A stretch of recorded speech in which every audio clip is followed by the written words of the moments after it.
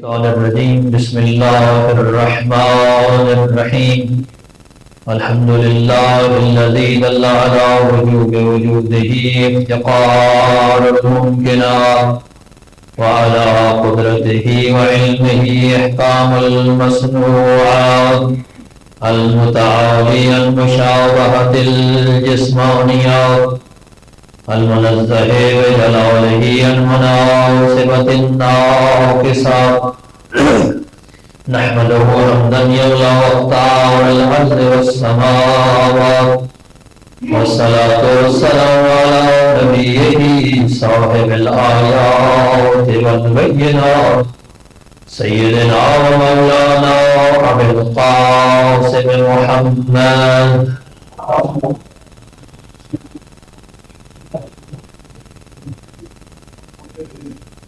وعلى آله الهادين من الشبه والضلالات الذين أذهب الله عنهم الرجس وطهرهم تطهيرا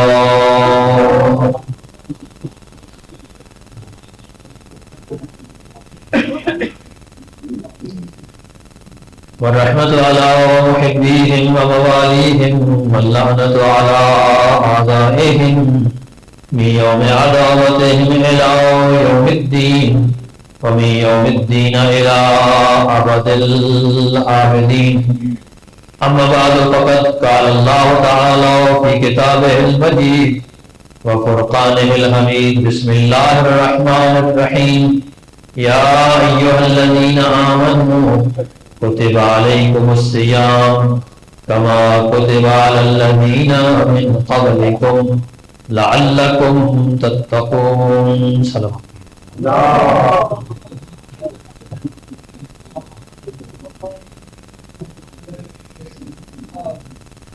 پروردگار عالم نے انسان کو بے مقصد پیدا نہیں کیا، بلا وجہ دنیا میں نہیں بھیجا۔ انسان کو اگر پیدا کیا ہے تو کسی مقصد کے تحت پیدا کیا ہے۔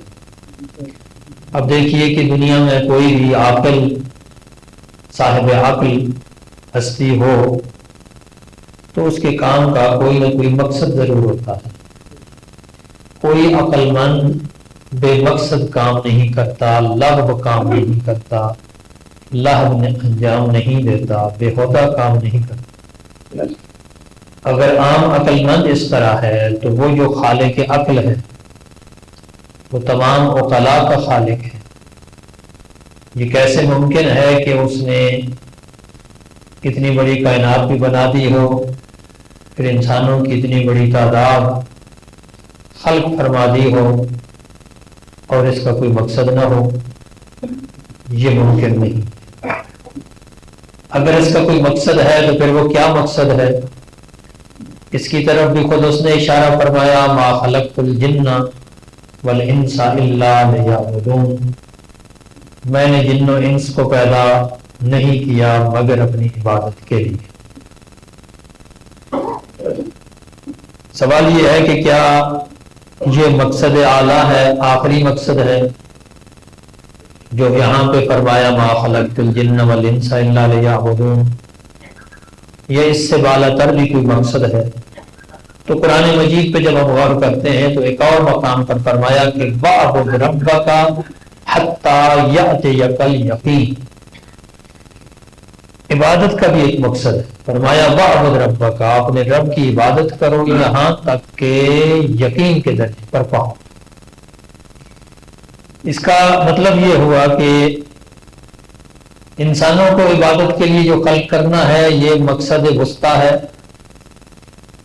اور اس عبادت کے ذریعے یقین کے درجے پر پہنچ جانا جو مقصد اعلیٰ ہے۔ یقین کے بھی البتہ مختلف درجے ہوتے ہیں، میں اس کی طرف آتا ہوں۔ پہلے میں یہ عرض کرنا چاہوں گا کہ اس بات کا ماہ رمضان سے کیا تعلق ہے، کیونکہ ماہ مبارک رمضان چل رہا ہے تو اس ایام میں گفتگو تو روزے پہ ہونی چاہیے۔ میں نے سرنامہ کلام مقصد حیات کو رکھا ہے، اس کی وجہ یہ ہے کہ ان دونوں کا آپس میں بڑا گہرا تعلق ہے۔ اب غور فرمائیے کہ قرآن مجید میں اللہ نے فرمایا یا ایھا الذین آمنوا، اے صاحبان ایمان، کتب علیکم الصیام، تم پر روزے لازم کر دیے گئے، فرض کر دیے گئے، کما کتب علی الذین من قبلکم، جیسے تم سے پہلے والے لوگوں پر بھی فرض کیے، کس لیے؟ لعلکم تتقون، تاکہ تم متقی بن جاؤ۔ روزے کے بھی مختلف درجے ہیں، مختلف مراحل۔ ایک روزہ ہے کھانے پینے سے رک جانا، وہ جو آپ مشہور پڑھتے ہیں 9 مبطلات ہے روزے کی، کھانے پینے کے وغیرہ کچھ جنسی خواہشات سے رک جانا، خدا رسول اور ائمہ پر جھوٹ نہ بولنا، گرد و غبار سے خود کو بچانا، پانی میں سر نہ ڈبونا، اس طرح کی باتیں جو آپ تنزیل المسائل میں لکھی ہوئی پاتے ہیں، جگہ جگہ ان کو بیان بھی کیا جاتا ہے، لہذا سب کو دوبارہ دہرانے کی ضرورت نہیں ہے، آپ سب کے ذہن میں کہ وہ کون کون سی 9 چیزیں ہیں یا 8 چیزیں ہیں۔ ان چیزوں سے بچنا یقیناً روزہ داری ہے، لیکن یہ روزے کا پہلا مرحلہ ہے کہ انسان کا منہ روزے سے ہو، پیٹ روزے سے ہو، یہ ایک مرحلہ ہے، یہ ایک درجہ ہے روزے کا۔ اگر کوئی بندہ اس طریقے سے روزہ رکھتا ہے کہ 9 مبطلات سے بچ جاتا ہے، اذان فجر سے لے کر اذان مغرب تک، تو فقہی لحاظ سے اس کا روزہ درست ہے، اسے دوبارہ قضا کرنے کی ضرورت نہیں ہے، اتنے لحاظ سے اس کی اوپر کوئی دوبارہ ڈیبٹ نہیں ہے۔ لیکن کیا یہی روزے کا مقصد ہے؟ سوچنے کی بات ہے نا کہ روزے کا مقصد کیا یہی؟ قرآن تو فرما رہا ہے لعلکم تتقون، تاکہ تم متقی بن جاؤ۔ اس کا مطلب یہ ہے کہ یہ روزے کا کوئی مقصد اعلیٰ نہیں ہے۔ یہ جو 9 چیزیں بتائی جاتی ہیں یہ حد اقل ہے، یہ منیمم یعنی سب سے کم درجہ ہے۔ سب سے کم درجہ روزے کا یہ ہے کہ انسان بھوکا پیاسا۔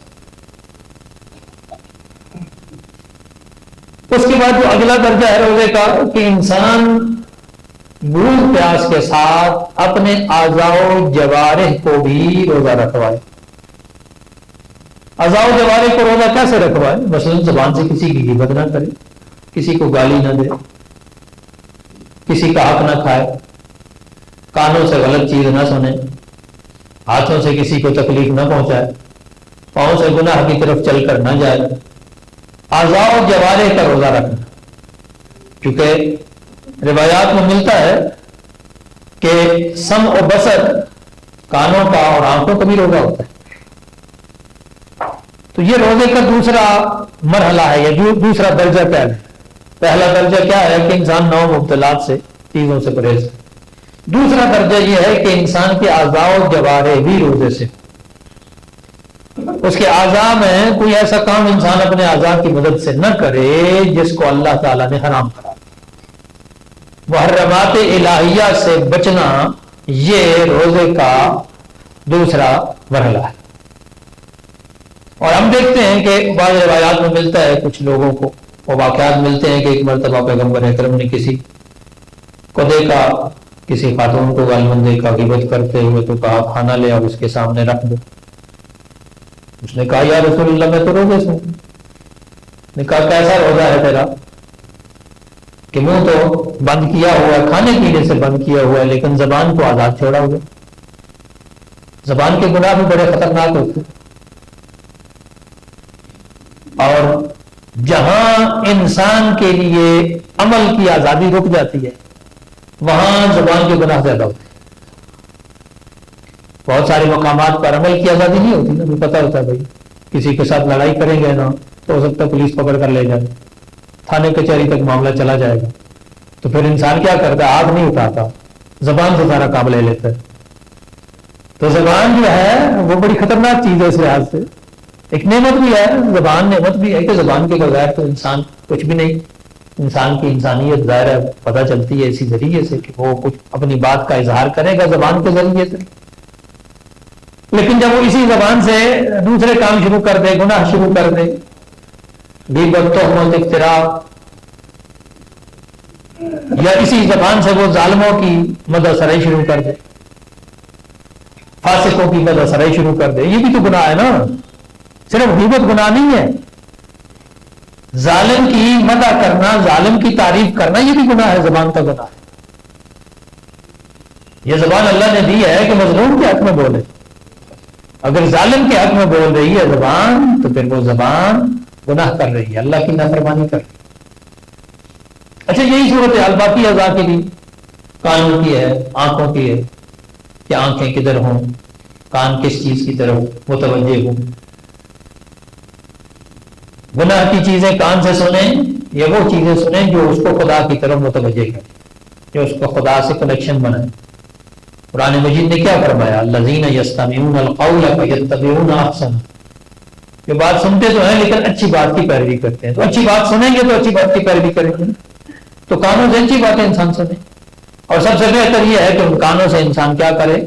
قرآن کی تلاوت سنے، قرآن کی تفسیر سنے۔ اس سے بڑھ کر اور کیا درجہ ہو سکتا ہے کانوں کا کہ اس کے ذریعے سے کلام الہی کی تفسیر سنی جائے، اس کی گفتگو سنی جائے، کلام الہی کو سنا جائے، زبان کے ذریعے سے کلام الہی کی تلاوت کی جائے۔ پھر روزہ ہے، روزے کا جو دوسرا اور اس پہلے سے تھوڑا اعلیٰ درجے کا روزہ ہے، اس پہلے درجے سے تھوڑا سا کیا ہے بلند تک، تو دو درجے ہو گئے روزے کے۔ تیسرا درجہ روزے کا کیا ہے کہ انسان کی فکر، انسان کی سوچ، انسان کا دل و دماغ بھی روزے سے، اس کی سوچ میں بھی گناہ نہ آئے، اس کی سوچ میں بھی اللہ کی نافرمانی نہ آئے، اور اس کی سوچ ہر وقت اللہ کے ساتھ کنیکٹ رہے، اللہ کے ساتھ جڑی ہوئی، دنیا میں رہتے ہوئے بھی اس کا تعلق خدا کے ساتھ ہو۔ یہ اعلیٰ ترین درجہ ہے، یہ اعلی ترین درجہ ہے روزے کا۔ اور اگر اس چیز کو دیکھا جائے کہ جو اللہ نے فرمایا کہ لعلکم تتقون، روزہ اس لیے ہے تاکہ تم متقی بن جاؤ، تو یہ جب تک تیسرا درجہ نہیں ملے گا تقویٰ کے درجے تک انسان صحیح معنوں میں نہیں پہنچتا۔ پہلا درجہ تو صرف اور صرف کیا ہے؟ بھگتان ہے، میں چلیں گے اب ہمیں قضا نہیں کرنی پڑے گی، بس اس سے زیادہ کچھ نہیں۔ دوسرا درجہ یقیناً اس پہ ثواب بھی ہے، اس پہ اجر بھی ہے، اور انسان کا رتبہ بھی بڑھتا ہے۔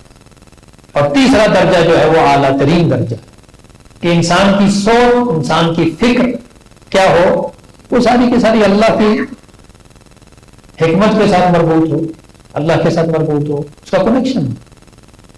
یہ نہیں کہ انسان صرف دن میں 5 مرتبہ بس اللہ کے ساتھ جڑ جائے، تو نماز کے ٹائم اللہ یاد آ جائے۔ یہ جو اذان دی جاتی ہے نا، یہ غافلوں کے لیے دی جاتی ہے، یہ اذان غافل کو متوجہ کرنے کے لیے ہے، لیکن جو ہر وقت اللہ کی یاد میں ہے اس کا تو پھر درجہ ہی کچھ اور ہے نا۔ وہ جو ہر وقت اللہ کی یاد میں ہے، حقیقی روزہ دار وہ ہے، روزے کا اعلیٰ ترین درجہ۔ اچھا اب اس کو جوڑتے ہیں اس پہلی بات کے ساتھ۔ میں نے عرض کیا کہ اللہ تعالیٰ نے قرآن میں کیا فرمایا؟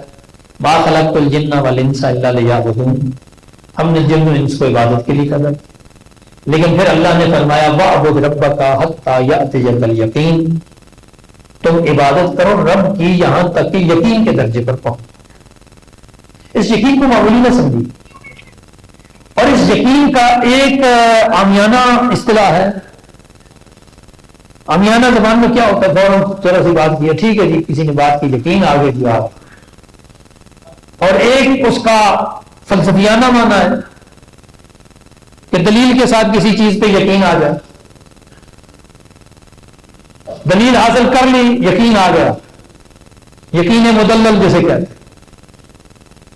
ایک یقین معلل ہوتا ہے، کسی وجہ سے یقین آ گیا، بس ماں باپ نے بتایا تھا کہ یہ مذہب سچا ہے، اسی پہ چل پڑے، سچا ہے، یقین ہے جی سچا ہے، کوئی تحقیق نہیں کی، کوئی دلائل نہیں ڈھونڈے، اسے کہتے ہیں یقین معلل۔ دوسرا درجہ کیا ہے کہ خود دلیل کے ذریعے سے سچائی کو حاصل کیا، اسے کہتے ہیں یقین مدلل۔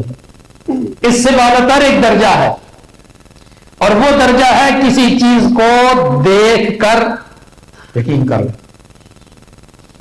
وہ علماء بتاتے ہیں نا کہ ایک کیا ہے، وہ علم الیقین ہے، ایک عین الیقین ہے، اور ایک حق الیقین۔ ایسے کوئی بتائے کہ آگ جلاتی ہے، ہو سکتا ہے آپ کو یقین آ جائے، پھر آپ آگ کو دیکھیں گے، تھوڑا قریب جائیں گے تو پھر ہو سکتا ہے اور یقین تھوڑا سا پختہ ہو جائے۔ لیکن اگر فرض کریں آپ نے آگ میں ہاتھ ڈالا ہے، ایک مرتبہ صرف آگ میں ہاتھ ڈال لیں، پھر ساری زندگی کے لیے وہ یقین جائے گا نہیں، پھر ساری زندگی پکا یقین رہے گا کہ یہ آگ جلاتی ہے۔ اس دنیا کی آگ پر یقین آ سکتا ہے، ایک دفعہ ہاتھ ڈالو تو صحیح نا اس آگ میں، آخرت کی آگ پر کیوں یقین نہیں آ رہا؟ تو جو ہے آخرت کی آگ پر کیوں یقین نہیں ہے؟ اس لیے کہ اس کے بارے میں ہم یہ سمجھتے ہیں کہ بچوں کو بتایا ہے نا، پیغمبروں نے بتایا، انبیاء نے بتایا، علماء نے بتایا، تو اس کے بارے میں ہم ابھی حق الیقین کے درجے پر نہیں پہنچے۔ اگر حق الیقین کے درجے پر پہنچ جائے نا، قرآن کہتا ہے ثم لترونها عین الیقین، پھر تم جہنم کو دیکھو گے اس درجے پر کہ عین الیقین کے درجے پر پہنچ جاؤ، وہ درجہ کہ جس کے بارے میں حضرت ابراہیم نے بھی دعا کی تھی۔ جب وہ مردوں کو دیکھا تو کہا رب ارنی کیف تحیی الموتیٰ، پروردگار مجھے دکھا تو کیسے مردوں کو زندہ کرتا ہے۔ تو اللہ نے پوچھا کیا تجھے یقین نہیں ہے؟ فرمایا ولکن لیطمئن قلبی، میں اپنے دل کو اطمینان چاہتا ہوں۔ اور پھر اطمینان ایسا ملا کہ قرآن نے کہا وَلْيَكُونَ مِنَ الْمُوقِنِينَ، حضرت ابراہیم موقنین یقین کرنے والوں میں سے ہوئے۔ وہ جو حضرت ابراہیم کا یقین ہے اور وہ جو ہمارا یقین ہے وہ برابر نہیں ہو سکتا، وہ ایک درجے پر نہیں ہو سکتا۔ تو اس لیے میں نے کہا کہ یقین کے بھی بہت سارے کیا ہے درجے ہیں۔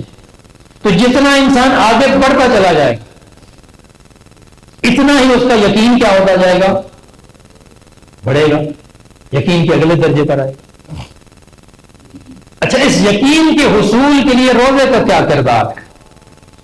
اس یقین کے حصول کے لیے روزے کا کردار یہ ہے، لیکن وہ کردار تب آئے گا روزے کا کہ جب انسان روزے کے پہلے درجے تک نہ رہے، صرف منہ بند نہ کرے، صرف یہ نہ ہو کہ بس کھانے پینے سے رک گیا، دوسرے اور تیسرے درجے پر آئے، خاص طور پہ جب تیسرے درجے پر آئے گا جب اس کا ذکر و فکر روزے سے ہو۔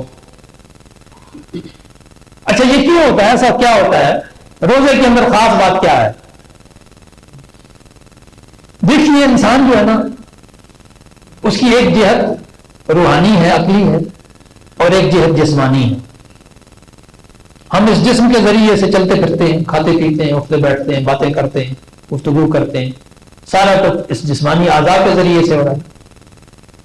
تو اس جسم کو کچھ توانائی چاہیے، انرجی چاہیے، پروٹین چاہیے۔ اس پروٹین کے حصول کے لیے ہم کیا کرتے ہیں؟ کھانا کھاتے ہیں۔ لیکن کھانے کے ہم اتنے عادی ہو گئے ہیں کہ اب وہ کھانا ہمارا مقصد بن گیا ہے۔ زندگی کی ساری دوڑ کس کے لیے ہے؟ کھانے کے لیے۔ صبح سے شام تک دوڑ ہے، زیادہ سے زیادہ کمال ہے، کتنا زیادہ کمال ہے، پھر مڑ کے کھانا، بات کھانے پہ آ جاتی ہے۔ تو انسان کیا کرتا ہے؟ جب پیٹ بھرتا رہتا ہے مسلسل تو اس کی عقل سو جاتی ہے، اس کی فکر سو جاتی ہے، فکر بیدار نہیں ہوتی۔ بھرے پیٹ سے کبھی فکر بیدار نہیں ہوتی، فکر بیدار ہوتی ہے جب پیٹ خالی ہوتا ہے۔ میں یہ نہیں کہہ رہا کہ بندہ ساری زندگی پیٹ ہی خالی رکھے، ایسا نہیں ہے، افراط و تفریط اسلام میں نہیں ہے۔ انسان کھائے لیکن اعتدال سے کھائے۔ تو وہ اعتدال ہمیں سکھاتا ہے یہ ماہ رمضان، وہ اعتدال ہمیں سکھاتا ہے روزہ، بشرطے کہ ہم اعتدال سیکھیں۔ یہ نہ ہو کہ بس افطاری اور سحری کے ٹائم اتنا کھانا ہے کہ پھر اٹھا ہی نہ جائے، سحری کر کے سو جانا ہے تو مشکل نماز پڑھی، پھر سارا دن سو تو سو، شام کو اٹھے پھر افطاری کری پھر سو گیا۔ اگر یہ روزہ ہے تو اس سے لعلکم تتقون پھر حاصل نہیں ہو سکتا، پھر لیکون من الموقنین انسان نہیں ہو سکتا، یقین کے درجے کی طرف نہیں جا سکتا اگر یہ روزہ انسان رکھتا ہے۔ تو فقہی لحاظ سے ہو سکتا ہے، علماء کہیں گے ٹھیک ہے جی آپ کا روزہ ٹھیک ہے، قضا کی ضرورت نہیں ہے، لیکن میرا موضوع یہ نہیں ہے کہ آپ کے ذمہ قضا ہے یا نہیں ہے، موضوع یہ ہے کہ اس روزے کا مقصد حاصل کیا جائے۔ اور وہ مقصد تب ہے کہ جب انسان واقعاً اپنے اندر یہ احساس پیدا کرے کہ جب سارا دن بھوکا پیاسا رہے، اور شام کے وقت رات کے وقت انسان جو ہے وہ ساری جو ہے وہ اپنے پیٹ میں غذائی کرتا رہے. اور اس کا ایک نتیجہ یہ ہوگا کہ جب بھوکا ہوگا تو ہر وقت خیال کس کا آئے گا؟ کھانے کا آئے گا. اور پتہ نہیں کب افطاری کا ٹائم ہوگا. کتنے منٹ رہ گئے بھائی بتا دیں. اب پوچھتے رہتے ہیں یار ابھی 10 منٹ رہتے ہیں. بے صبری کی انتہا کر دیتے ہیں افطاری کے وقت. حالانکہ روزہ کیا ہے؟ صبر کا دوسرا نام. قرآن نہیں کہا وَاسْتَعِینُوا بِالصَّبْرِ وَالصَّلَاةِ. صبر سے، صبر کی تفسیر کی گئی روایات میں صبر سے مراد روزہ ہے، یعنی روزے سے اور نماز سے مدد لے. تو روزے اور نماز سے مدد تب لے کے جب یہ روزہ انسان کو صبر سکھائے. تو اگر روزہ کھولتے ہی انسان پہ صبری سے تل پڑے کھانے کے اوپر تو پھر وہ صبر نہیں ہونے والا، پھر وہ روزے کا مقصد حاصل ہونے والا. اتنا ہی انسان کی بدبختی ہے کہ یہ روزے کا مہینہ انسان کے پاس آئے اور انسان اس سے فائدہ نہ اٹھا سکے، اسی طرح گزر جائے کہ انسان کا بس صرف کھانے کا ٹائم ٹیبل تبدیل ہو. ٹھیک ہے نا. روزے کا مقصد کیا ہے کہ بھوک پیاس کا واقعی احساس ہو، لیکن ہم کیا کرتے ہیں؟ ہم صرف کھانے پینے کی کا ٹائم ٹیبل تبدیل کرتے ہیں. تو پہلے جناب صبح کھایا، پھر دوپہر میں، پھر شام میں، ابھی سحری کے ٹائم کھایا، پھر افطاری کے ٹائم، پھر افطاری کے بعد جتنا ٹائم جاگتے رہے کچھ نہ کچھ کھاتے رہے. تو اگر یہ صورتحال ہے تو پھر تو اس روزے کا کوئی وہ مقصد تو حاصل نہیں ہو. انسان اتنا کھائے کہ جتنا اس کی جسم کی ضرورت ہے، ضرورت سے زیادہ نہ کھائے. عام ایام میں بھی اہل علم اہل معرفت کہتے ہیں عام ایام میں بھی انسان کو اتنا کھانا چاہیے کہ جسم و جان کا رشتہ برقرار رہے، اتنی طاقت آئے کہ پروردگار عالم کی عبادت کر سکے انسان.